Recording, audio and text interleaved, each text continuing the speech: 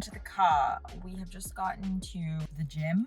I'm doing functional patterns. So this is, if you watch one of my vlogmases, I talk about like this year's goals for myself personally and professionally. But personally, I want to be out of back pain by 2023. So I am starting something called functional patterns. I'm relearning how to move and walk. This is probably my 4th session now, coming today. Coming like 4 times this week, and I can come to as many classes as I want, but it's definitely a huge investment, quite expensive per month. But you know, like your health, your back, like being able to move is extremely important, and it's been long enough. I haven't been able to sort it out myself. It's definitely time and absolutely going to be worth every cent to be out of pain free and moving properly. So I'm really excited about it. I'm here early because I'm actually going to get in their infrared sauna. Excited about that. I'm going to try that out. And then some topics. I was thinking of chatting, basically some Q&As that I wanted to share with you guys, but I thought I'd bring you along first today just to kind of check out what I'm up to with this and maybe inspire you to kind of invest in yourself and figure out whatever issue it is for you. I mean, maybe it's period recovery, cycle optimization, getting pregnant, or maybe it's back pain. So come hang out. So when you're in this position, there's less leverage as there would be in a plank, which is going to allow you to get your spine in a better position. Once you get strong in this position, then we'll go back to the plank, specifically that extension at the back where you're getting from that rounded position to that more neutral. Already looks a lot better. Christian, I'm going to go and take it away. All right, Danny, go ahead and pull that core in and tuck your chin a little bit here. And what I want you to do is maintain your core engagement. Then I want you to kind of do that same chest bump, but try and not lift your chin up while you do it. Think about just pressing up through the T-spine. That's better, and then readjust with the T-spine. Go ahead and keep pulling in that core. Now what I want you to do is, as you pull the core in, try that. That should be your main thought right here. And then I want you to add your breathing on top of this as well. So just nice smooth breaths, and every breath that T-spine is getting more extended with your core, pulling in even deeper with every single breath. Awesome. And then you're going to slowly start to shift your weight to your right leg, maintaining core and thoracic, or your T-spine. And then you're going to slowly start bringing your left leg back. Keep your left toes on the ground as you drive your left leg back here. Nice. And then what are you coupling that with when you drive your leg back? What pelvis movement are you coupling that? I'm just like squeezing my glute and trying to keep my pelvis like tilted. Nice, and then give me more of that T-spine right there. Yeah, but tuck that chin even more there. Pull that lower abdomen in even more. You feel that glute still? And then slowly start to bring that left leg off the ground. You still feel that glute?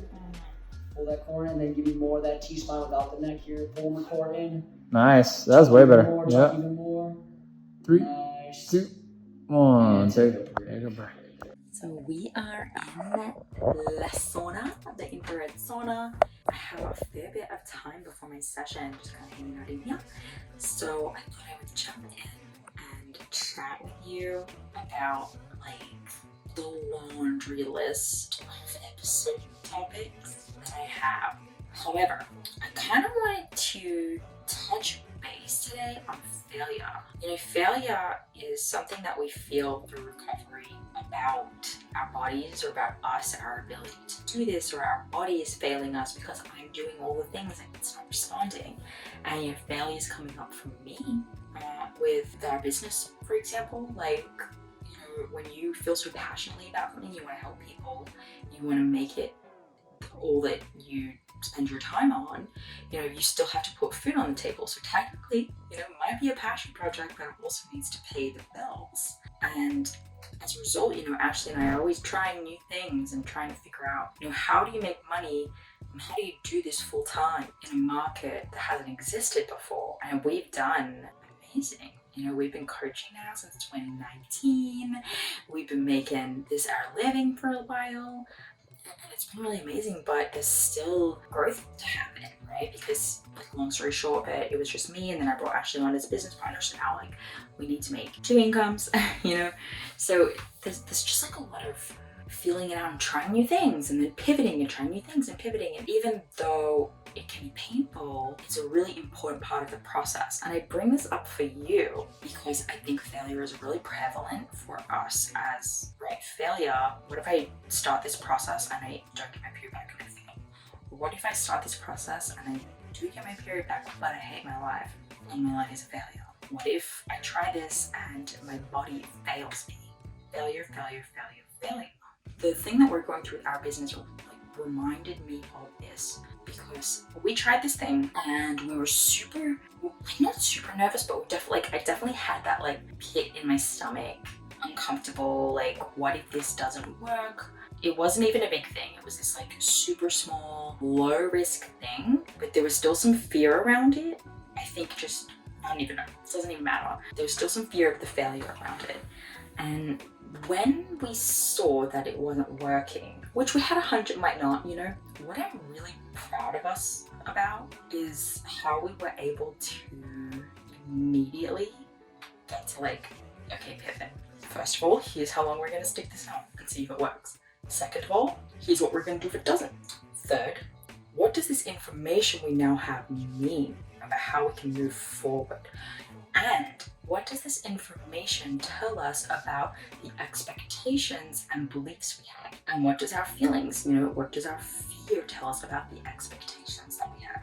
And I think this is so relevant to every part of our life, including recovery, or trying to get pregnant, or trying to optimize your cycle, or whatever it is for you. You tried something. So for example, we get the opportunity to talk to a lot of women in a really vulnerable time of their life. And this means, we hear the raw stuff. I just don't think I can gain any more weight. I'm super uncomfortable. Or even someone close to me who I respect and admire said this negative thing about me and this process I'm going through. And it's that kind of stuff can elicit fear of failure, because for whatever reason you're letting other people down, you're letting yourself down, you feel like this process is not working, or you feel like this process is working but it's going against what you originally valued, which was dieting, being smaller, exercising a lot. You know what I mean? When we fail, these emotions come to the surface and it's confronting, and you have two choices. You can look at it and say, this isn't working, I'm gonna run back in the other direction and go back to safety. It reminds me of when I would play Nintendo 64. I was pretty young. I never really played other consoles. And play this Nintendo 64 game with my siblings. And if we were in danger, right? Fear of the shark is going to eat us in Banjo-Kazooie. The music starts playing, it goes dun dun dun dun dun dun dun dun. I would literally stress hormones are pulsing through my body. I know now I'm starting to feel anxious, my heart's beating faster, and I would pause the game. Or I was so afraid of losing the game that I would just turn the game off. I liked just aimlessly walking around. I didn't like when hard things happened to the game. Life can be like that, recovery can be like that. I get that. You can look at it that way. You can pause the game, you can exit out of the game, or you can choose a new strategy. Or not even that, you can zoom out and look at it for what it is. It isn't failure, it's information. Okay, that person said this to me and I'm feeling this way. I'm feeling like a failure. I wonder why that is. I know it's not actually failure. So what am I actually feeling, right? Or I've been trying to get my cycle back now for 3 months, 6 months. I've gained 5 pounds, 10 pounds, and I still don't have my period back. I am failing, this isn't working. You're making very definitive calls about something that you don't have complete evidence. And in fact, I know if I looked at everything you were doing, we could find things that you haven't tried, or we could see why it's taking time. If we stop and we choose to say, I'm failing, this sucks, I suck, blah, blah, blah, that's a choice, but it's not the right choice. You should absolutely try to take something so personal, I get it, and look at it from a little bit more of an objective stance.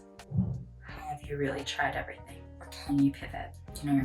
Are you holding on too much to the idea of getting your cycle back by continuing to do 10,000 steps a day? Are you holding on too much to this idea I can get my period back and eat in this strict way? Or the thing that you're holding on to? Before declaring failure, have you really pivoted?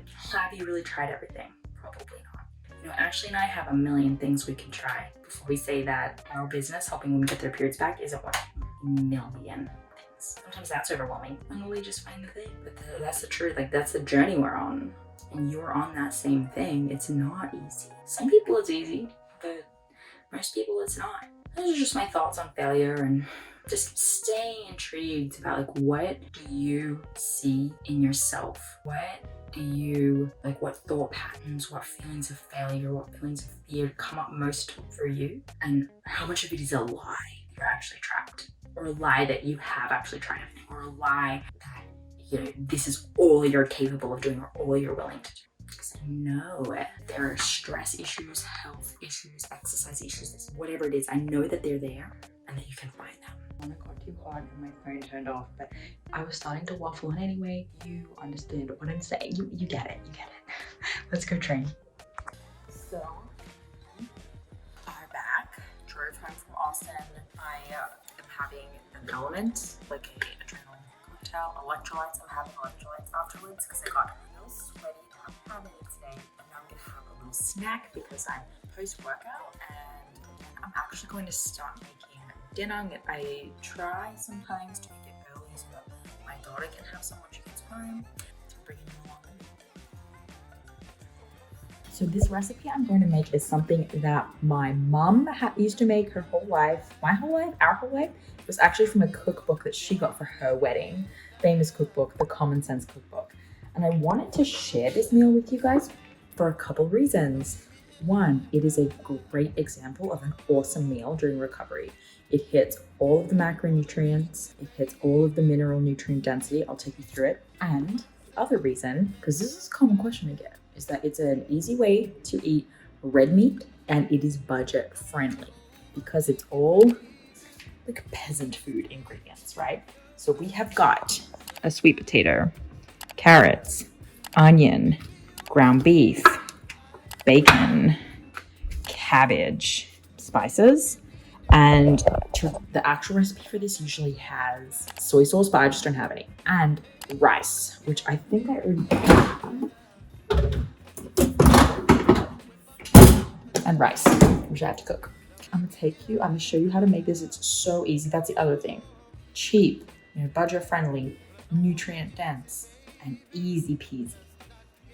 Before we jump in, I don't know if I ever showed you the finished product of my kitchen.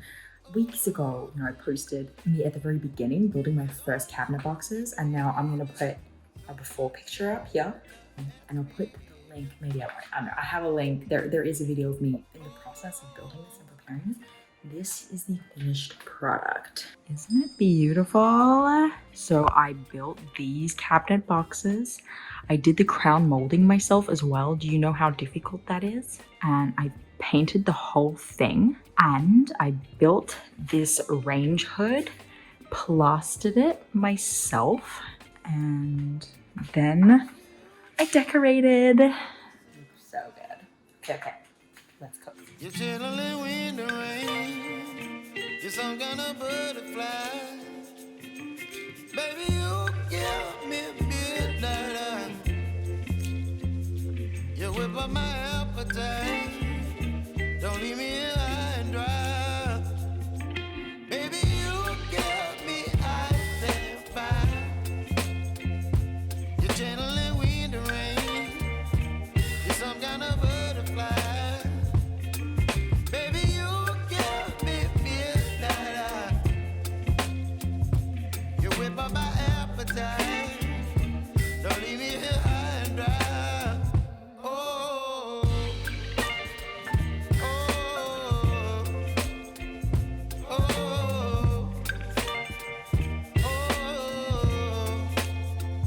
oh, oh. So here you could add a 1/4 cup of soy sauce or amino acids. You could add tomato, like passata or canned tomatoes. You could just do a bunch of broth and herbs and spices. It's really, really easy. And this is just gonna cook down for a while. And now the rice is ready.